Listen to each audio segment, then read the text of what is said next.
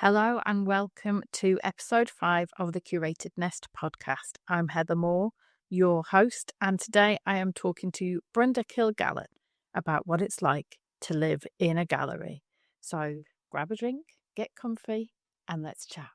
Today's guest is Brenda Kilgallon, a change strategist, coach, and champion for women over 50 who are ready to stop putting everyone else first and finally live life on their own terms.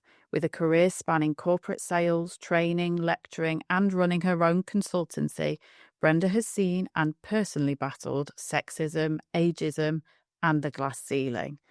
Those experiences shaped her mission to empower women to embrace their brilliance, their femininity, and their unapologetic power. She's the founder of Freedom to Be You Coaching, creator of the Take the Bold Step program, and host of the new women's networking group Bold Northern Women. Brenda knows what it means to navigate transition. She's done it herself many times, and now she helps others to do the same with clarity, confidence, and courage. Welcome to the Curated Nest, Brenda. Well, hello, and I couldn't have put that better myself. Thank you very much. That is Welcome. I'm very pleased. I'm very pleased to be here. Yeah, that was a brilliant introduction. Thank you very much, Helen. You're more than welcome. You want to tell us a little bit more about yourself and what experience have brought you to dramatically change your business in recent times? Because you've had a big switch up, haven't you? Yeah, I had a very ordinary working class background in childhood in Newcastle. Certain things were expected of me.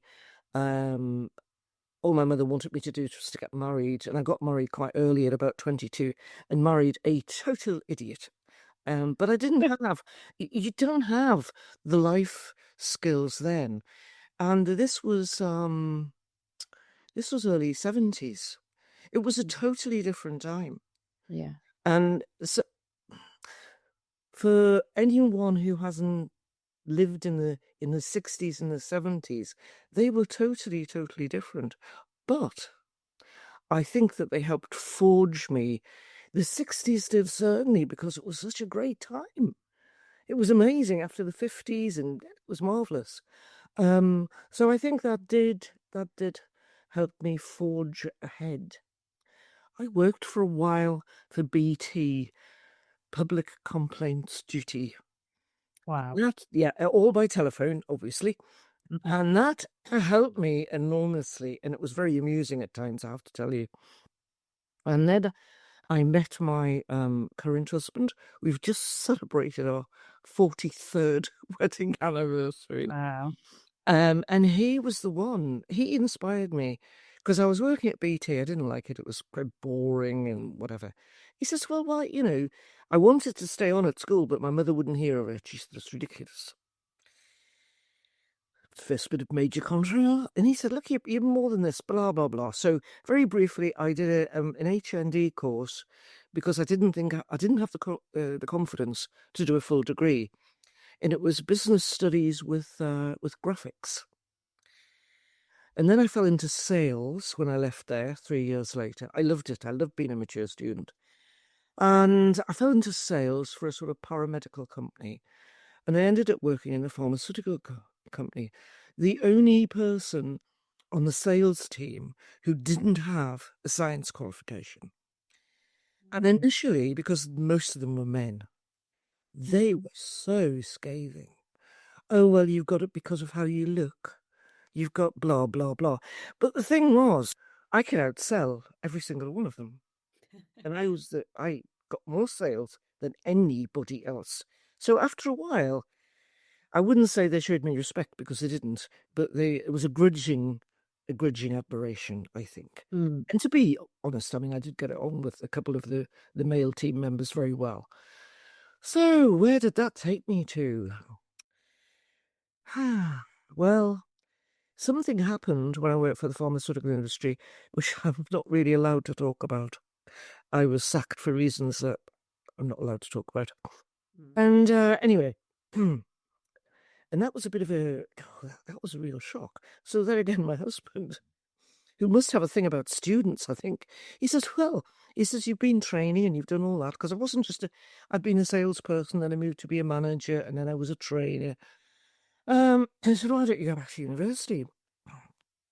So I did a B.Ed at Sunderland. It was Sunderland Poly then became the university. And because I had a previous qualification, the HND, I could do it in 3 years rather than 4. This is a 4-year course. And I supplemented by, strangely enough, going back to BT and doing bits of work for them. So I had to subsidise it, obviously. Yeah. And I did have a small student loan. It was quite small then, which I managed to pay off. So anyway, I'm on my last year of the programme at a local higher education college. And I was doing my teacher's training. You know, you have to do like a full term there. And they Yeah. said, after 2 weeks, they said to me, do you want a job? And I thought, well, I had skint, I had no money. And I said, oh, yeah. What? She says, well, the students like you because you know, obviously we're doing what they call students' perception of the course, Spock forms. And so students like you, you're doing a good job. And he says, you could do it while you're doing your TP, but you'll be getting paid. I thought, oh, yeah, took the hand off. So that was great. I got my degree with honours, which was good. And I started being a lecturer. I did that for 3 years, and excuse me, whilst, how can I put this? I loved the work, but I disliked the job. It was, Yeah. I can definitely identify that, having been a teacher for 17 years. what would you will know about the environment, the organisation. Yeah, and I loved the students. The students were great. I enjoyed that. I love being in front of people. I do like that. I get a buzz from that. But some of the staff, oh my God. It wasn't so much dead wood, it was more sawdust. They were, I can't even adequately describe them.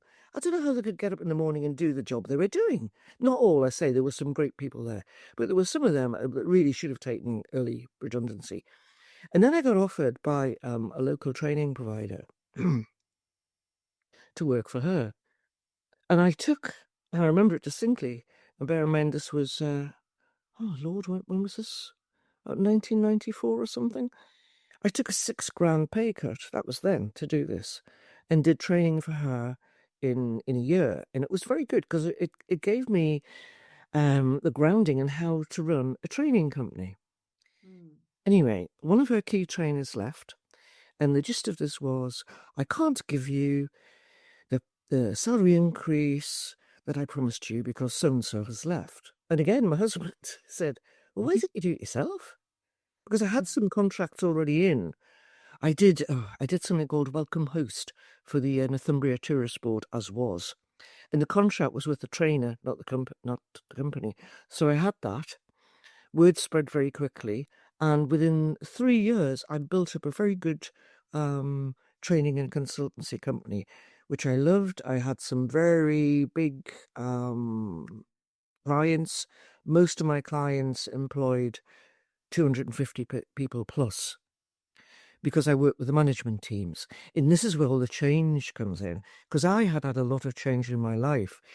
But this was sort of mid-90s, where there was a lot of change going on in companies, particularly with the birth of the internet and people doing emails and whatnot. And I did that, and I prospered. I really, really did prosper, and I absolutely loved it. And then 2008, the recession happened. Yeah. Now, I was okay because I had some long-term contracts, some very lucrative contracts. But 2010, it all dried up, and I was doing bits of work here and then it was just not working. So I sat down and had a serious discussion with the accountant, and I owed quite a bit of money. And he said, "Look, you're going to have to declare bankrupt," which I did. And that up till that point in my life, I really could have dealt with anything you threw at me. I really could. I was quite tough. I think I am still quite tough. I couldn't cope with that because I've never had children, and I noticed in training sessions, women would always say how they introduced themselves. You know, I'm Anne. I'm married. I've got 3 children. Well, I would never even say I was married. I'm me. No, you know, Yes. it's me. Or it doesn't define you, does it? Yeah, what didn't define, but what did define me was the business. Yeah. It's totally, totally. Here was I, a working class girl. I was brought up in the West End of Newcastle. And here I was. That's fantastic business. Everything was going smoothly. I was driving a lovely X-Type Jag, really lovely car, which I loved. We had a timeshare in Barbados. Oh, it was lovely. It was all, really good.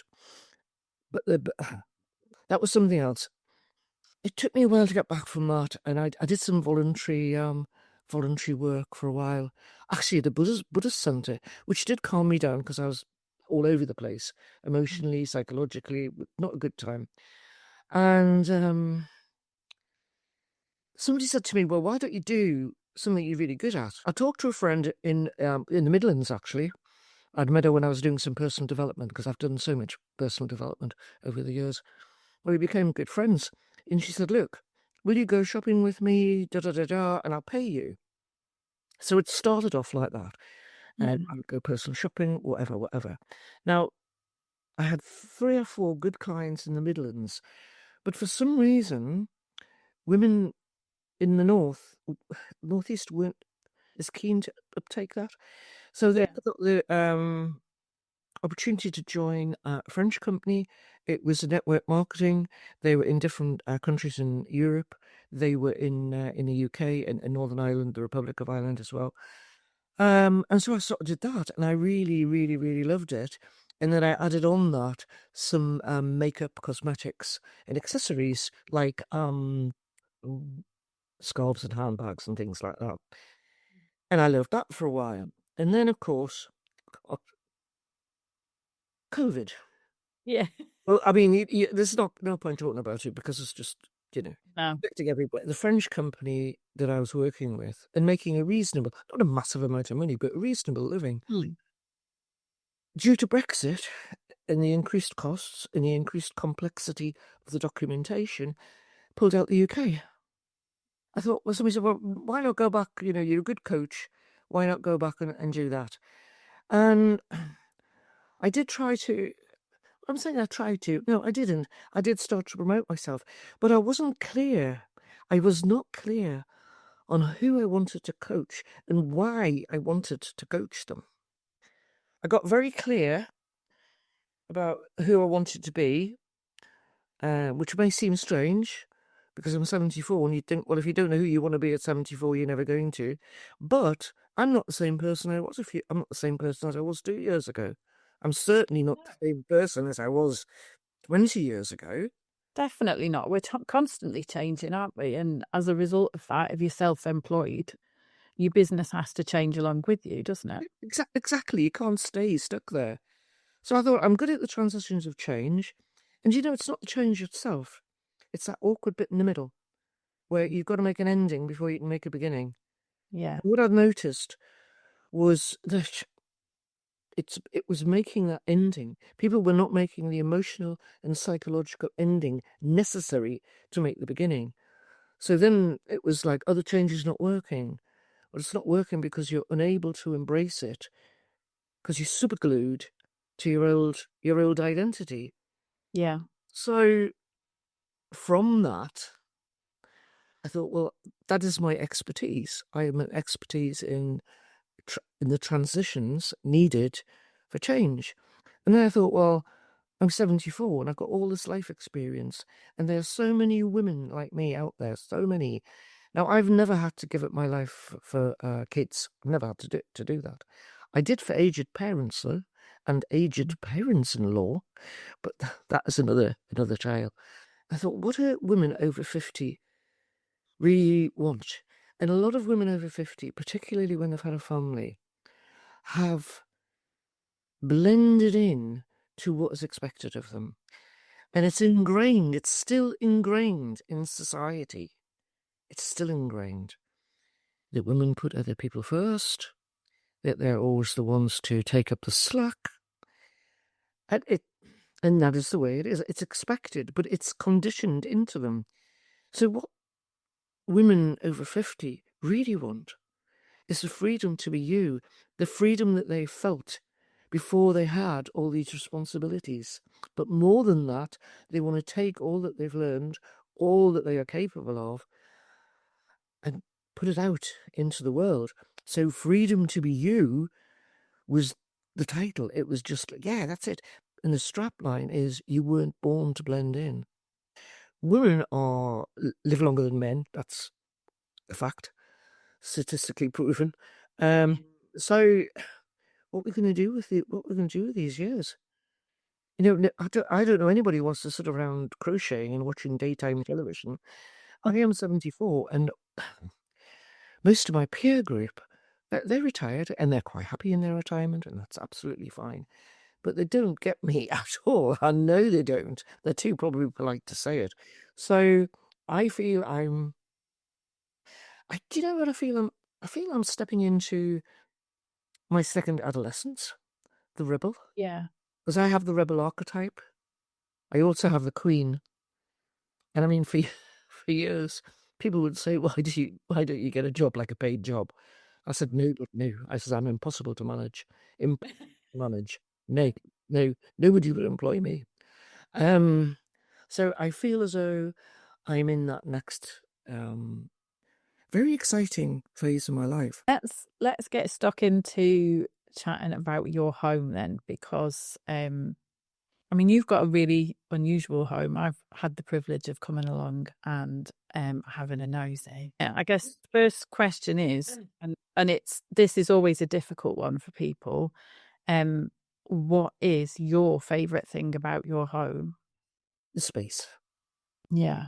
It has space inside, and the space outside is marvelous. It's space and quiet.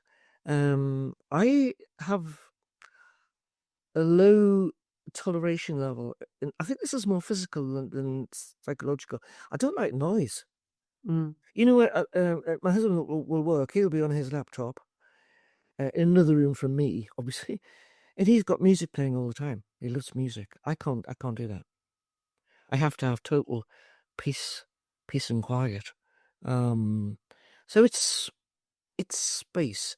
We are very privileged to live where we live, up in the Northumberland Hills, and I know it's not our forever home, because as we get older, and you have to be able to drive, so we're privileged to live here. But how do you want to know how it came about that we chose this? Is that Yeah, I'd love to, because your house it's very out of the way, isn't it? It's completely in the middle of nowhere, and it's got the most, as you say, the most gorgeous surroundings of the Northumberland Hills around it. But yeah, you really will have had to have done a lot of looking to find that, I would imagine. Well, how that started, my husband is an artist. He's a sculptor primarily, although he does paint. And he had a big studio and workshop at a place called Kilagallon. And he sculpted ceramic sculptures, really big sculptures. Had a big industrial kiln. And then probably about 11 years ago, he's a couple of years younger than I am. And he just got the point where it was too much physically. Because these are huge, heavy things. He says, right, I'm going to wind this down. I have to. And he'd always wanted an art gallery. For some reason, he's always wanted an art gallery. I says, well, let's have a look and see if we can find somewhere that can be both our home and an art gallery. So we looked, and we really couldn't. And then one of the estate agents told us about this place. And driving here, even though it only takes about 10 minutes from the A69, but the first time I drove, I thought, well, I can't live here. This is no.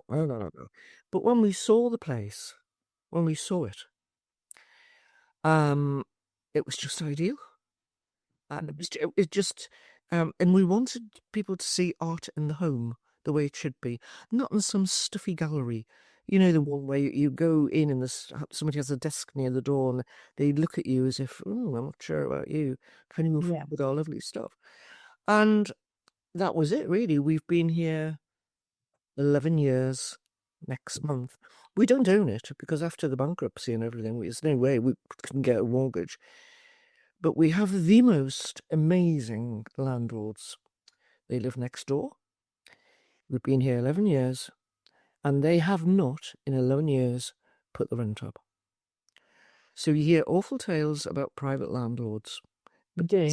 this is, we've had them in for Christmas lunch. They're friends now. So we're very, very lucky. The art gallery is just open at the weekends, Saturday, Sunday, and we tend to close about the end of November and then reopen again the beginning of March. But it's lovely. And do you know, we have so much talent. Most of our artists are local. We have so much talent here. It's quite incredible. It's lovely.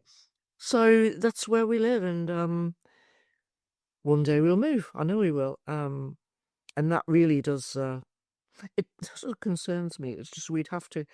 I know the transition from moving here to somewhere else is not going to be easy because we're used to all this space. Yeah. All this space. It's amazing. About my office is it's average size office, I suppose, but I know people whose living rooms are this size. Yeah.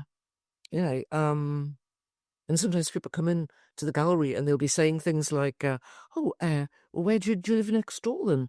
I said, "Well, no, we don't live next door. We live here." So you live here. So this is your kitchen. I think, well, yes.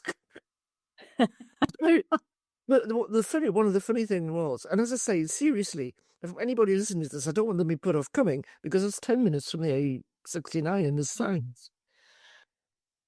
A very close friend of mine came. We'd only been in a few days. She knocked at the door. I opened the door and she said, "Are you two on a witness protection program?" Oh, Well, you've been. I don't think it's that bad. But yeah. But we're lucky. We're very lucky, and it's a lovely place to live and work. Yes, if we lived in Hexham, where we have for many years, that's our nearest town, it would be more convenient. Of course, it would. But we have two local farmers, and so when it snows, they clear the road. So yeah. we don't. I think we've only twice got snowed in, and that was that awful time when we had the beast from the east or something. Yeah. Everybody was snowed in, so that's whatever. We just make sure we've got plenty of food in the freezer and we've got plenty of wine, and then we're fine. We're absolutely fine. Got the wood burning stove on, fantastic. Yeah. What was it you think that turned it from being a house that you just rented from someone else into your home? How did you create the homely atmosphere? To an extent, wherever I lay my hat's my home. And we have over the years amassed some artwork of ourselves. I like my environment is very important to me. Wherever we've lived, we've tried to make it as good as possible. I do like to be surrounded by nice things. I like to have nice clothes. I like that. That is important to me. I think it's my queen archetype, actually. Yeah. So that is what it is. So it didn't take too long. Plus the fact that when I had declared bankrupt, obviously, we lost everything, house, car, the whole thing. We managed to get a rental from a friend, actually, because when it says, "Have you ever been bankrupt?" and you click on that, all the bells and the whistles start going. So we were renting somewhere quite small. It was 2-bedroomed, and we managed to get some storage from somebody who had a farm. So most of our stuff was in storage.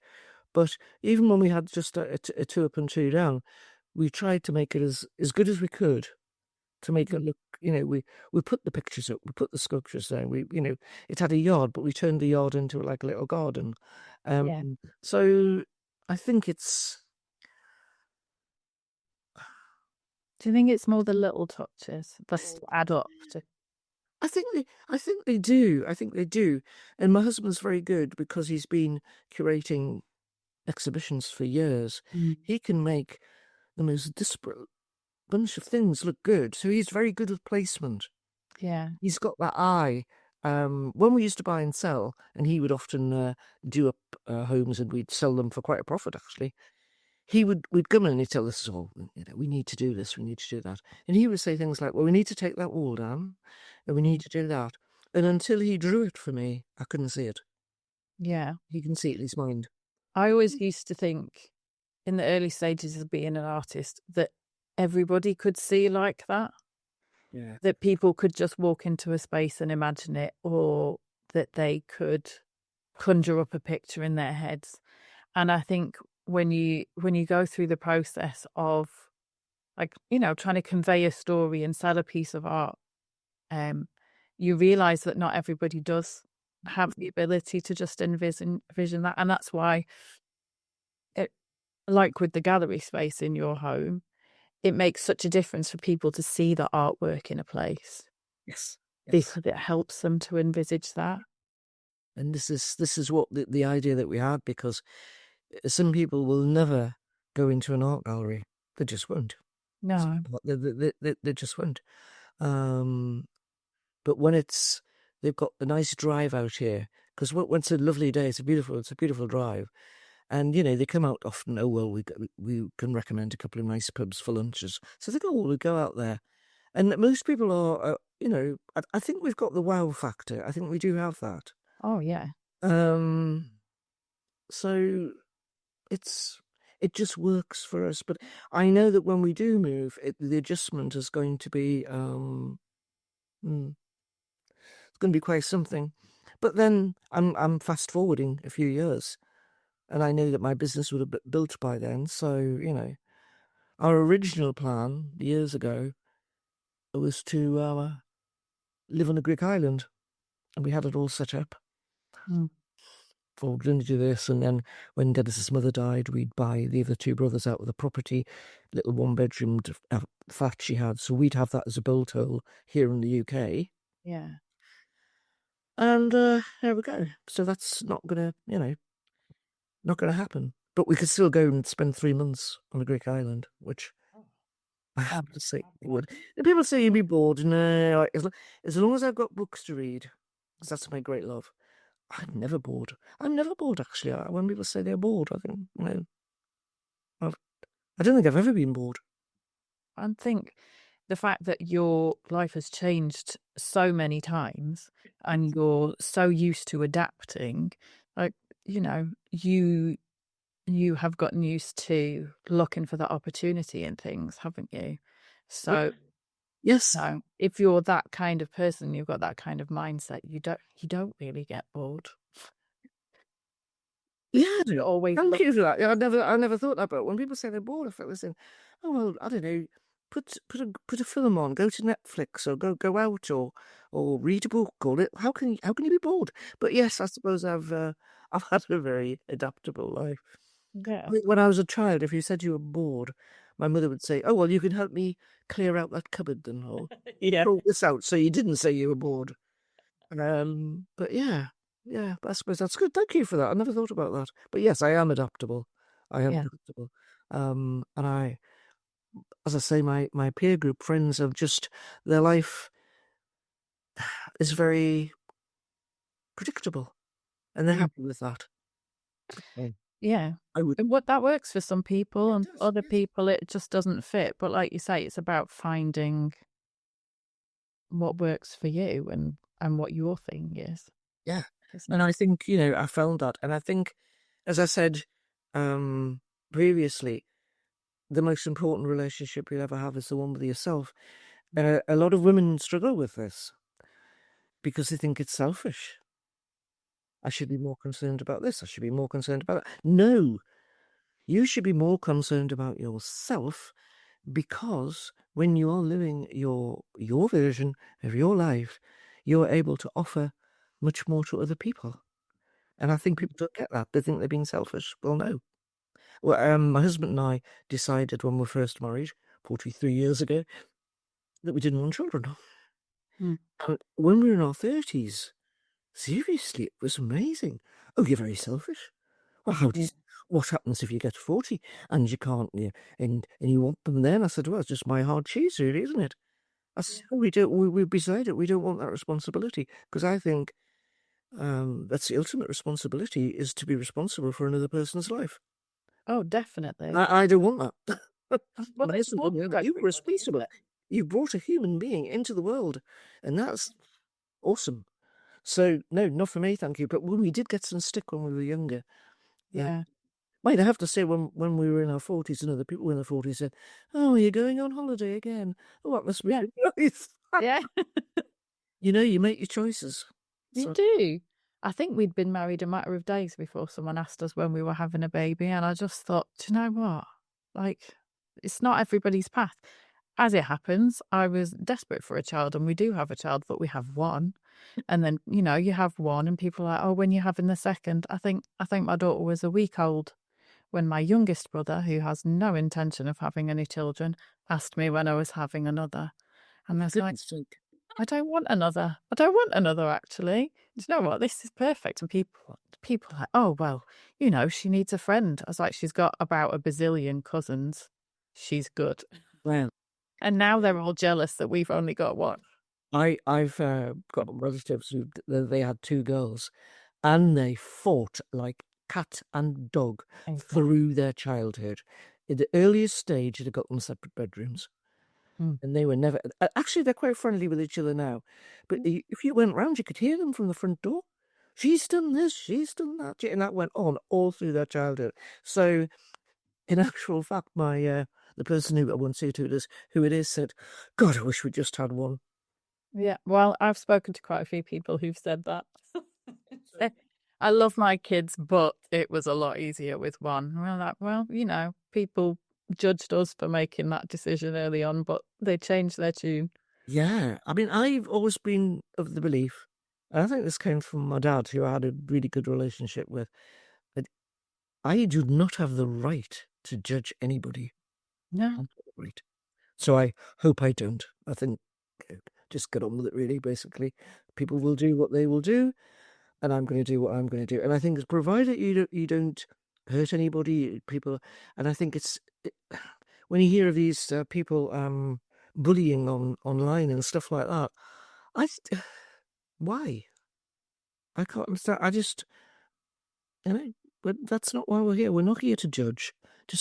If people just let people get on with their lives, I think the world, definitely the way it is at the moment, would be a much better place. Back to the home stuff. Aye. Is there, obviously, with your husband being an artist and now curating a gallery space, you're surrounded by lots of art, but is there a favorite piece of artwork either that you own or that has been part of an exhibition in the gallery, or a favorite accessory in your home that has got a really special meaning to you? Mm, I c- This is particularly difficult for you more than It anybody is else, I because think. the main exhibition changes every 2 months, and then on the stairs and down the corridor, we have selected pieces from previous artists, but they have had to exhibit before. I have certain artists that I absolutely admire and would buy myself if I had the money. But the one piece which is gone now is by a lady called Rowena Beatty, and she's a sculptress, and it was this beautiful. I don't know what the stone is, but my husband would know what the stone was. But it's like sort of very light in colour, sort of white, and it's this lovely woman. It's beautiful, and she's got her hands behind her back, like she's sunbathing. Well, I gave it the name actually because it didn't have a name, and Dennis likes things to have names. So I said to Rowena, I said, "Oh, she's sunbathing. You can see the hair at the back, it's lovely." I would have bought that, but it was quite expensive. But I do like sculpture, because the place for a picture mainly is on a wall, whereas sculpture we have a lot in the garden. It can make the garden. You can have it outside. You can move sculpture around in the way that you can't really with with paintings. But Yeah. I couldn't imagine. I couldn't imagine not having paintings on the wall. We've always had that. We've always had lots of paintings, even before we had the gallery. In fact, when the exhibition changes, all the pictures have to be taken down, and it's all white space. And strangely enough, you would think it would make the place spacious. It doesn't. For me, it makes it seem quite closing in. Yeah. Oh, I don't know why it does that. So Because it's all like the sameness of the yeah, colour wrapping round rather than having all of those. yeah. I guess having paintings and prints and things like that up on the wall, it's like having an extra window, isn't it, into It is, other worlds. it is amazing, and when we get to live with somebody else's talent and hard work for 2 months, and sadly we let it go. Obviously, some exhibitions I like more than others. Well, I don't ever allude to that because it's not fair to name. I don't think it is painting. No, but we've Well, all got our own personal yeah, tastes, haven't we? it's, We react it's to just art differently. and some of the I mean, some of the work I'm in awe of. I think, oh, what it must be like to be able to create that. And then we look outside, and it's almost like a painting in itself. Oh, the huge window in the gallery room is just the most glorious view. I know. You must send us a photograph of that so that I can put it in. Like, I hope. I'll get my husband to do the photograph on my phone because he's got that skill that I just don't have that eye. I don't have the eye at all. But The view that's is actually phenomenal. that's that's like French doors, if you see what I mean. So Mm. when it's a lovely day, we can open those doors because we're upstairs, the bedrooms are downstairs, and we can just feel you get all that coming in, and it's that space again. It's that space, and I think wherever it just occurred to me that wherever we've lived, we've had a view apart from when we lived in the Two down in Exham for about 3 years when we were sorting ourselves out, and there was no view. It was just the view of the house opposite. Yeah. We were fortunate. We lived in a really nice little street. It was a little cul-de-sac, and everybody was lovely. It was a really nice place. But it was that being confined, Yeah. almost. Yeah. But yeah, no, we are so lucky. Yeah, we're so lucky. Um, do you have a favourite room in your house, or either in your current house or in any house you've lived in? My favourite room is always the bedroom. And whenever we used to buy houses a bit cheaper and do them up, everybody would say, "Oh, you have to get the kitchen sorted out. Get the living." No, no, it's the bedroom because when there's got chaos all over the place and builders, they want one room where I can go in and close the door. So it's very important to me that the bedroom is good, that it's looking nice, it's peaceful, and I've got my 2 or 3 books I'm reading at the moment because I read like personal development one, then like sometimes like a biography, and sometimes a novel, and that's my escape is into that room. I'm not a kitchen person. I'm not allowed to be because my husband does all the cooking. I would cook. I can cook, but I get just a tad annoyed when he stands behind me saying, "I wouldn't use that spatula. Oh, we'll use that one. Oh, could you not?" And it's not worth it. It really isn't worth it. Um, so, so I don't do much. I don't do much cooking. But he says it relaxes him. Yeah. And as I say, if he's got music playing, he's a keen music person. And he's provided it's the 60s, 70s, he's up on music. But no, so it's the bedroom for me. It should be a haven, Yeah. definitely. Yeah. A sanctuary for you to retreat Go to. into bed, and that's lovely. And I wake up in the morning, and it's lovely. I don't want to wake up in the morning to a wall that hasn't been plastered or boxes of stuff. No. Bedroom is always and we've moved quite a few times really in the 43 years. In fact, this is the longest we've ever been anywhere. I've just realised this is the longest we lived anywhere. So yeah, and I think it's helped. It's certainly helped me with the business because there's no distraction. Yeah. So no distraction, at all. odd times when I go into, I love Newcastle because I'm a Geordie born and bred. I love Newcastle. However, sometimes I go in and it's the noise. Yeah, And I think, oh my God, I can't be doing this. So I'm just used to that peace and quiet, which is good thinking time, I think. definitely. Yeah, I enjoy it. My husband, on the other hand, does not like too much quiet. Um, I think he's not a fan of the sitting and thinking. He'd rather be on the go, or yeah. I have my moments. Like, there are times when I like to sit quietly, and there are times when I crank up the music and dance like a mad woman in the kitchen. Oh yeah, I love that. Yeah, yeah. I love that. My sister, she used to sing in the clubs. Great voice. And then she got it's quite very sad really. She got a really bad case of laryngitis and her voice just went. Oh, But I mean, it went so she couldn't sing professionally, but she's brilliant. And whenever her and my brother-in-law come round, we always get the music. She loves music, and they've got one of these state-of-the-art televisions. I mean, I've never seen anything like it in your life. And she has all. I like say to her something. Oh, Stevie Wonder. Oh, Van Morrison. Oh, Fleetwood Mac. Oh, get Van. She's got it all. It's all there. And we get up and we dance, which was brilliant. Absolutely brilliant. Yeah, she's yeah. Oh, she likes she prefers the bustle and the noise, yeah. whereas I prefer the peace and quiet. Yeah. I was a strange child as well because I quite liked solitude as a child. It didn't bother me, at all. As I say, I was never bored. Where would you say is your happy place?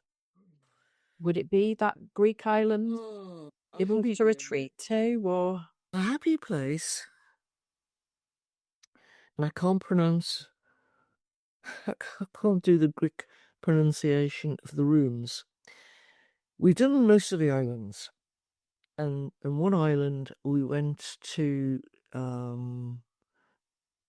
We used to just you could knock on the door then in the 80s, 90s, and say, "Do you know anybody's got rooms?" And somebody's cousin, mother-in-law, fifth cousin would have a room, and we discovered these lovely rooms in Lindos, up in the town. And Christos, the owner, it's a great guy. He's got this like walled garden, and you can sit and have your breakfast there. And the last time we were there, he said he's figs, there's all sorts of things. We're having our yogurt and whatnot for breakfast. And he says, pick the figs, have the figs.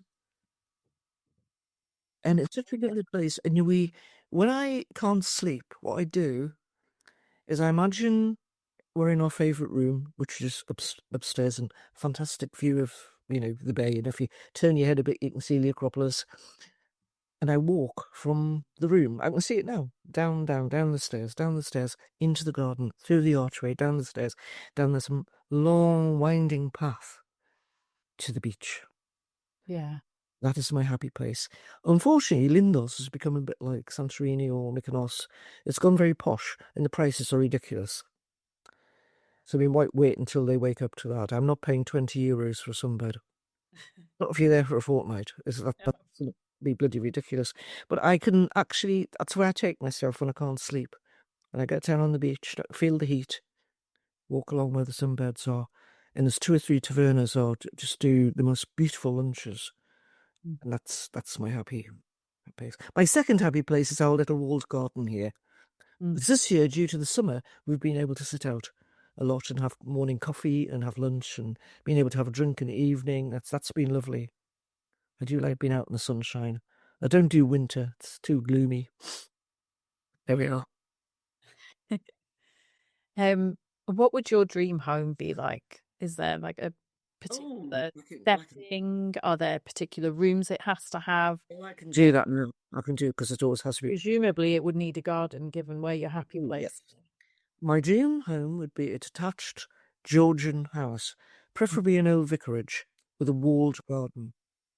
I love the Georgian architecture, with a wide staircase inside, with archways coming from one landing to another, beautiful big windows, perhaps a couple of columns at the front door, and the garden would be magnificent.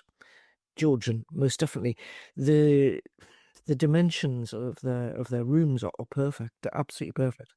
And you get rooms with, and I'd like a bedroom that had perhaps in the corner. So you've got a window there, but you've got two windows on the other other wall. Oh yes, I've got that. That's. I have seen a couple like that, but they're all like 2-3 million. But never mind. No, I have seen one for 950,000, but it said requires some work. But that would be my ideal home, because I think their architecture. If you go to some of the posh bits in London, where you've got those lovely roads, it's Yeah. Georgian, and the symmetry is perfect. It's like Grey Street in Newcastle. Yeah. Really beautiful. The symmetry, and that's the Georgian thing. So that would be my whatever. But I think as I got older, I'd like to be near a town. Yeah. Because I'd like, just pop into town and have a nice coffee and have a little wander around the shops, which I really like, And well, but when I can afford my Georgian detached house, I'll probably be able to afford a driver as well, so it can take me in. Perfect. And then you can retreat to your beautiful walled garden once you've had enough of the hustle. That would be it. And I mean, before the bankruptcy thing, for years I had a cleaner. Came every Friday, fantastic. And I was the only person in our peer group who had a cleaner, and now I think I'm the only person who hasn't. So there we are. It does work though, because of the upstairs is open at the weekend. Dennis is very good. He gets up early on a Saturday morning, hoovers and does all the work surfaces. He is I wouldn't tell him to his face, because I think, he's perfect actually. He really is. He's very generous with his time. Yeah. He's very generous with his time. And he's one of the most grown-up men I have ever met. Having first been married to a total idiot, it's just the contrast is acute, I would say. Yeah. Mm. So yes, but I would still like a cleaning lady. I would hate cleaning, but there we are. Just like. Well, funnily enough, that question may come up in a moment when we do our quick fire questions. All right. That's okay. Yeah. So I think I could probably guess some of these answers based on what we've talked about. But just, so I'm going to give you two options in each case and just jump in with whichever Yeah. your gut tells you. So are you classic or modern? Classic. Maximalist or minimalist? Oh, If you had to choose. minimalist. Yeah. Country or city? I'd have to say city, even though I live in the country. Yeah. Swimming pool or games room? Swimming pool. And the last one, chef or cleaner? Cleaner. Sounds like we've got a decent chef. I've got a decent chef. It's supposed to be the cleaner. Yeah. Yes, I would love one too. There's definitely on my list of. It makes such a difference. My Betty, my old cleaner, when she came, somebody gave me her name and address, and she came, rang the bell. She said, "Well," and she came with her husband, "Well, I'm Betty," and all the rest of it. And she says, "When would you like me to start or something?" I said, "Well, actually, start now would be brilliant." Anyway, she said, "But you need to know, I'm very, very thorough, but very slow." I thought, well, that's a way to give yourself a job. But I didn't care. And she was actually quite slow, but by God, she was thorough. So I was quite prepared to pay for that. If she does the good job, you don't care, do you? Oh, it was lovely. Lovely. Absolutely lovely. Beautiful. Well, fingers crossed you can have another Betty in the future. Yeah, she's brilliant. Yeah. So if anyone wants to seek you out and get to know you or do a little bit of investigation into what else you do, how can they come and find out more about you? Probably LinkedIn or Facebook would be the. Or I mean, obviously they can always email me. That works. Yeah, probably. I don't do Instagram. I'm not sure whether I should be doing Instagram, but I'm not sure. Anyway, TikTok. I don't know. TikTok just reminds me of tea bags, because I think there's a brand I've seen them in the supermarket. I can't always take it seriously. Yeah, LinkedIn or Facebook, LinkedIn, or email, basically. Wonderful. Well, we'll put those links in the show notes and then people can just go and find you in whichever way suits them. I don't believe in shoulds. So if you're not on Instagram, I don't think you should be on Instagram. It's not for everybody. I love it. I'm obsessed with it. I spend far too much time on it, but it's not for everyone. You've got such a visual business, though. Well, thank you so much for joining me today. It's been fabulous listening to your story and learning about how you came to become the queen that you are. Yeah. So thank you very much. Thank you, Heather, because I really, really enjoyed this. Absolutely. And you are a superb listener, which is good. I really have enjoyed it. Excellent. Thanks for joining us for the Curated Nest podcast. Don't forget to go back and listen to the other episodes. Follow, like, subscribe, and drop me a review. That would be much appreciated. I'll see you next time for the next episode of the Curated Nest podcast.